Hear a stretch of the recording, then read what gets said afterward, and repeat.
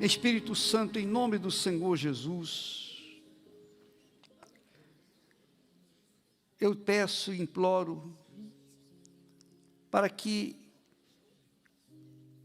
o Senhor venha abrir o entendimento do teu povo, para com a tua palavra, o ensinamento da tua palavra, a palavra que não volta vazia, a palavra que saiu da tua boca, a palavra que se cumpre,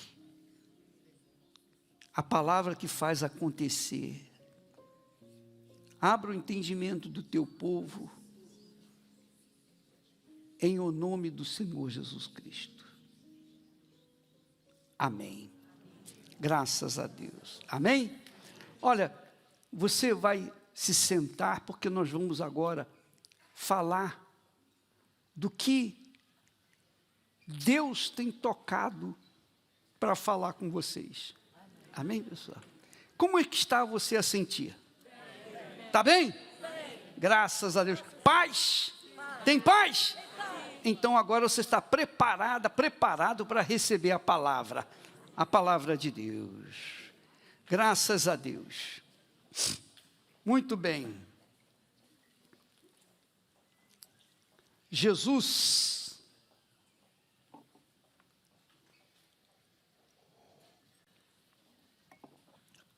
chamou os discípulos para ensiná-los, falar sobre os dias que nós vivemos hoje, falar dos dias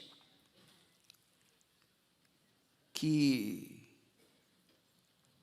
o mundo passa. Os discípulos, quando estiveram com Jesus, quiseram mostrar o templo que foi construído por Salomão e reconstruído depois por Herodes, o templo bonito, o templo de ouro por dentro. E os discípulos falaram para Jesus: olha só, Senhor, está vendo? Que coisa maravilhosa esse templo, essa casa. E então Jesus disse para eles: em verdade vos digo que não ficará aqui pedra sobre pedra, que não seja derrubada. Isso aconteceu por volta dos anos 30 da era cristã. E quando foi na era 70, 40 anos depois, mais ou menos, realmente Roma entrou em Jerusalém e derrubou o templo. Queimou tudo, destruiu, não ficou pedra sobre pedra. Se você for em Jerusalém, você não vai ver o templo, nem as pedras do templo de Salomão você vai ver. Você vai ver lá muralhas que cercavam Jerusalém, mas não vai ver as pedras que foram edificadas, que foram construídas, que estavam lá edificando o templo, sustentando o templo. Então a palavra de Jesus se cumpriu. Mas Jesus não queria falar só apenas isso, não. Ele queria deixar os seus discípulos, seus seguidores, cientes do que viria no final dos tempos. E ele fala o seguinte, ele diz assim: acautelai-vos que ninguém vos engane, porque muitos virão em meu nome, dizendo eu sou o Cristo, e enganarão a muitos. Ele disse para os discípulos: e ouvireis de guerras e de rumores de guerras. Aí alguém diria: mas isso a gente sempre ouve. O mundo sempre esteve em guerra. Em todo o tempo, em todas as eras, sempre houve guerras e mais guerras. Mas Jesus não estava falando dos tempos de antes, não. Estava falando agora dos dias finais, referindo-se ao final dos tempos. No final dos tempos, ele diz assim: ninguém vos engane, porque muitos virão em meu nome e dirão, eu sou o Cristo, e enganarão a muitos. Jesus está falando dos tempos atuais, dos dias atuais, porque nunca se ouviu, nos tempos de outrora havia muitas guerras e falava-se muito de guerra, havia sempre invasões de terras, etc. Mas agora, quando se fala de guerras, não está se falando de uma guerra local. Está se tratando de uma guerra global, uma guerra mundial. Antigamente, aqui mesmo na Europa, muitas guerras aconteceram, não é verdade? E lá na África e também em outros lugares. Mas agora está se falando de guerras mundiais, ou de guerra mundial, em que envolve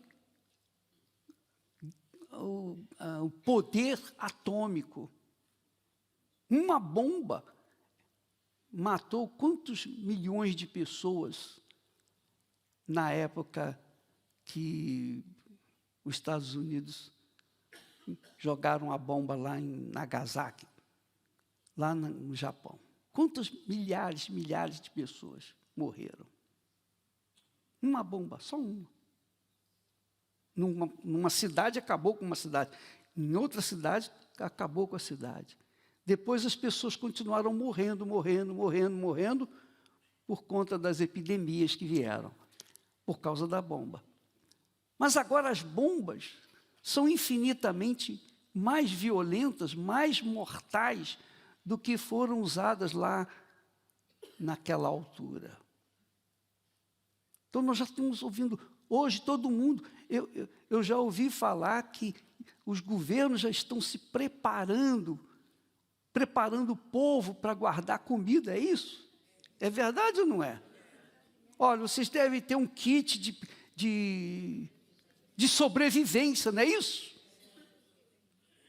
Então nós temos, está todo mundo em polvorosa, porque ninguém vai ter paz, porque a guerra vai se estendendo, ela vai crescendo, ela vai se tornando mundial.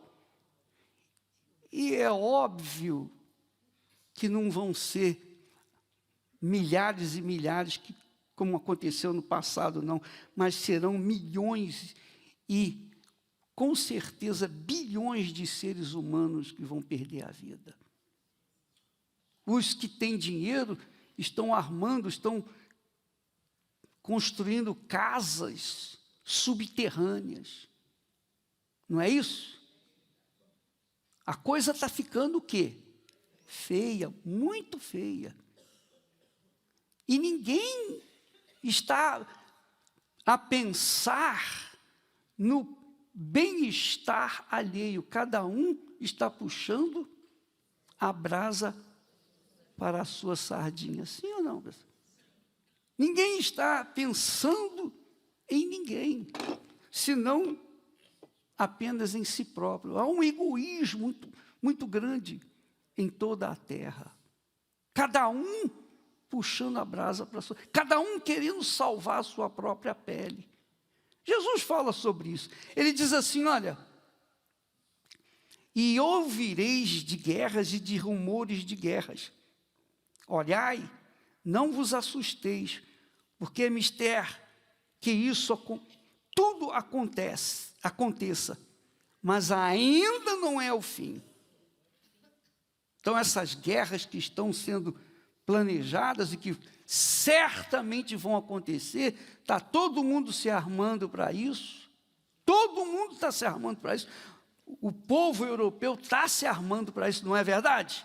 mas não só o povo europeu, mas agora também lá na América do Sul também está. Em todos os lugares, na Ásia, enfim, não falta lugar onde haja rumores de guerras. Porque o nosso Senhor Jesus está às portas. Ele diz: porquanto se levantará nação contra nação e reino contra reino. Todo mundo vai se levantar contra todo mundo. E haverá fomes e pestes. Pestes nunca vistas estão acontecendo hoje. E terremotos em vários lugares. Tudo isso que a gente está assistindo são sinais do final dos tempos. Sinais. Quando a humanidade vai sofrer, vai ser penalizada com a mortandade. Não só com a mortandade, mas com a fome. Não só com a fome, mas com as pestes, doenças, enfermidades, Ninguém vai ser de ninguém. Ninguém vai cuidar de ninguém. Cada um vai procurar salvar-se a si próprio. Mas Jesus disse: todas estas coisas são apenas o princípio das dores. Tudo isso vai ser o princípio das dores. Você vai ver, mas o mundo está acabando. Não, não está acabando, não. É o princípio das dores. O princípio das dores. Mas, aí você pergunta, mas e Deus? E Jesus? E a nossa fé? E a minha religião? E a minha igreja? Preste atenção. Antes que aconteça toda essa confusão em toda a terra, aqueles que se mantiverem fiéis, firmes na sua fé com Jesus, estes serão arrebatados. Serão arrebatados. Sabe o que significa arrebatamento? Sabe o que significa? Arrebatamento é o seguinte: nós estamos aqui agora, nesse momento. Suponhamos que aconteça um arrebatamento aqui agora. Então, muitas pessoas desaparecem. Desaparecem. Acabou. E fica outras tantas pessoas. Essas pessoas que desaparecem, elas são tomadas pelo próprio Deus. Elas são levadas pelo próprio Senhor Jesus. Ele as arrebata. E você não vai mais saber nada a respeito daquelas pessoas que foram. Mas aqueles que ficarem, estes vão sofrer, com certeza, as consequências de todo o desastre, das dores que vão vir sobre a face da terra. É algo que não se tem, digamos assim, palavras para exprimir o grau de dor, de tormento, de tortura que vai ser. As pessoas arrebatadas, que serão arrebatadas, elas vão desaparecer. Por exemplo, acontece o arrebatamento agora, você não vai me ver mais, você não vai ver. Talvez você veja só a minha roupa aqui. Ó. Se você for arrebatado, a sua roupa fica por aí. E você é tomado. Amém, pessoal? As pessoas vão ver a sua roupa, mas não vão ver você mais. Você vai ser removido antes que venha o dia da destruição. A Bíblia fala que muitas pessoas vão buscar a morte e não vão achar a morte. Elas vão ficar aqui sofrendo, gemendo durante um grande período. Quem vai sofrer?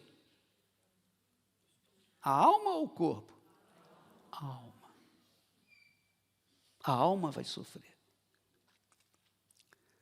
Então, essa tem sido a esperança daqueles que entregaram suas vidas para Jesus.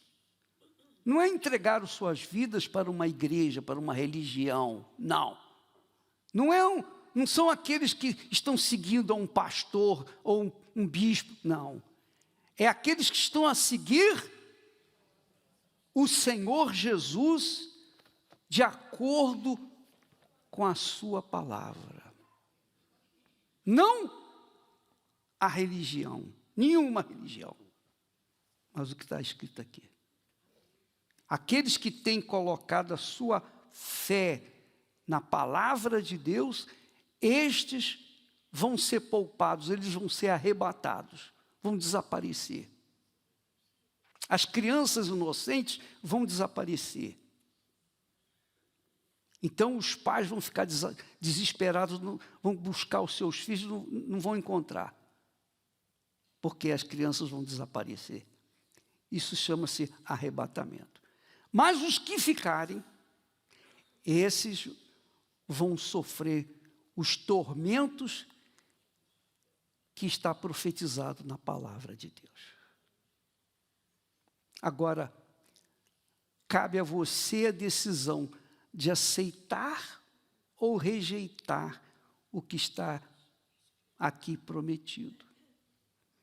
Eu aceitei e eu aceito. E é por isso que nós pregamos o Evangelho.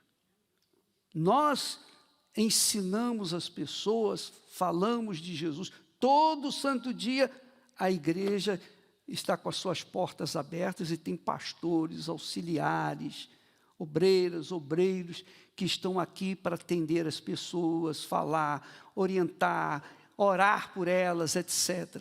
Nós estamos fazendo a nossa parte. E Deus, obviamente, está honrando a sua palavra, porque é a sua palavra, não é a minha palavra, não é a nossa palavra, é a palavra de Deus.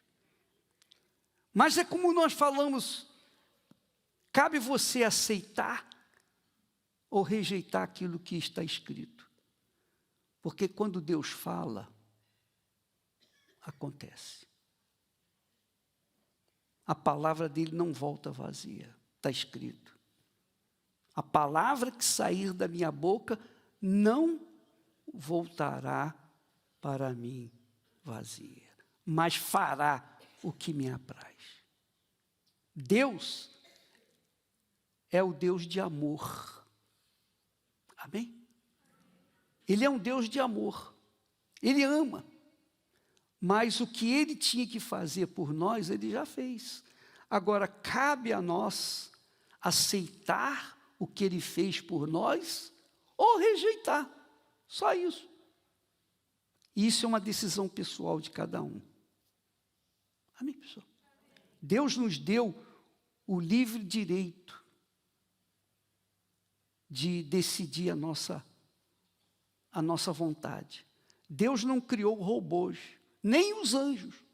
Os anjos foram criados com o direito de aceitar ou não a soberania de Deus.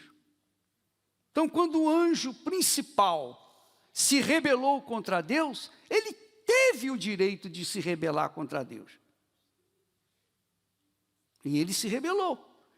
E mais a terça parte se rebelaram também e foram expulsos da presença de Deus. Mas os demais continuam lá. A mesma coisa acontece com o ser humano.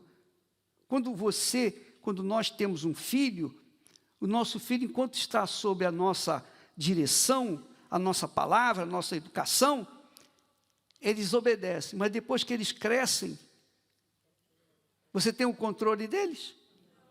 Por quê? Por quê? Porque eles têm a cabeça deles. Eles têm a escolha deles. Ou eles aceitam obedecer, ou eles querem rejeitar ou rejeitam a obediência. Então, nem nós temos o controle dos nossos filhos, não é assim? É ou não é? Assim também é Deus. Deus não obriga ninguém a coisa alguma. Ele dá a palavra dele, ensina, ele orienta. Quem tem juízo obedece, quem não tem, vai fazer o quê? Vai sofrer as consequências. Hoje, a gente colhe os frutos daquilo que nós plantamos ontem. Ou não é? Não é assim? Sim ou não? Você plantou, você vai colher. Quer você seja bom ou mal, justo ou injusto. Aquilo que a gente planta, hoje, amanhã a gente vai colher. Então, Deus lhe dá a palavra dele. Agora, cabe você aceitá-la ou rejeitá-la. Então, nós gostávamos de fazer uma oração para as pessoas que diziam assim: ô bispo, eu não tenho certeza da minha salvação. Se Jesus vier hoje, se ele arrebatar as pessoas, eu não vou, porque eu não tenho tido comunhão com ele. Eu tenho rejeitado, eu tenho feito a minha vontade, eu tenho escolhido andar no meu próprio caminho. Mas, diante dessa palavra, eu decido entregar a minha vida para Jesus. Eu entrego a minha vida, eu entrego a minha vontade para Ele, eu entrego a minha alma, a alma que tem sofrido muito, eu entrego para Ele, eu me rendo a Jesus. E eu peço que Ele venha me perdoar. Ele me perdoa? Perdoa. Perdoa agora. Se você quiser, venha à frente para receber esta oração. A oração de entrega. Você quer entregar a sua vida para Jesus. Você não vai vir aqui agora para pedir ajuda. Ora pela minha mãe, pelo meu filho. Ore pelo meu pé que está doente. Não. Você vem aqui para entregar a sua alma, para render a sua alma. Meu Deus, eu venho para entregar a minha alma para ti, para dar a minha alma para ti, para dar o que é mais precioso que eu tenho, que é a minha alma. Se você quiser, então vem aqui agora, para que então todos os teus pecados sejam banidos e você seja mais uma pessoa a entrar no reino de Deus. O reino de Deus, o reino de nosso Senhor Jesus Cristo. Em nome do Senhor Jesus. Mais uma vez eu sinto o meu pecado, que é contra ti, ó Pai de amor. Minha alma pede A tua alegria. renova em mim O teu amor, ó meu Senhor. Em nome do Senhor Jesus, meu Pai, as pessoas que estão à frente, as pessoas que vieram à frente, manifestam o desejo de seguir os teus passos, de colocarem a sua vida no altar e a partir de agora seguir a tua palavra, a tua voz, a tua direção. Não seguir uma religião, mas seguir a tua palavra. Meu Senhor, perdoa, lava os seus pecados, meu Pai, lava dos seus pecados, limpa, purifica essa criatura. Falas ter agora, neste momento, meu Senhor, a paz do perdão dos seus pecados. Falas, meu Pai, sentir neste momento a alegria da tua salvação. Dá-lhes a alegria da salvação. Escreva seus nomes no livro da vida. Garanta-lhes, meu Senhor, a salvação que o Senhor tem garantido para nós, teus servos. em nome do Senhor Jesus. Meu Pai, nós entregamos essas pessoas nas tuas mãos. Que quando elas voltarem para os seus lugares, comecem a viver a partir de agora uma vida nova, uma vida completamente rendida, entregue nas tuas mãos. Em nome do Pai, do Filho e do Espírito Santo. Amém. E graças a Deus. Amém. Então, agora você que está aqui à frente, presta atenção. Você tem Bíblia? Você tem Bíblia? Tem Bíblia? Tem a Bíblia? Então, meu caro, aqui está o manual de vida. Amém? Aqui está o manual de vida. Siga essa palavra e você vai arrebentar. Amém? Siga essa palavra. Obedeça essa palavra. Você vai ver o que Deus vai fazer na sua vida. Amém? Entendeu? Sim. Ele tem que garantir, ele é obrigado a garantir o que está escrito. Se é a palavra dele, tem que acontecer na sua vida. Amém? Então, enquanto você ouviu o conselho de A, B ou C, você se deu mal. Mas agora, a partir de agora, você não vai ouvir o conselho de ninguém, a não ser do próprio Deus. Amém, pessoal? Amém. Aí você vai ler a Bíblia, talvez você diga assim, poxa, mas eu não entendo a Bíblia, bispo. Como é que eu vou ler a Bíblia? Eu não entendo. O que você precisa entender, Deus vai explicar para você. Amém? É assim. Nem eu entendo toda a Bíblia. Eu tampouco entendo toda a Bíblia. Mas o que eu preciso entender para a minha vida, Ele, Deus, revela. Amém? E Ele vai fazer com você. Ele fez comigo, faz com você também. Amém, pessoal? Graças a Deus.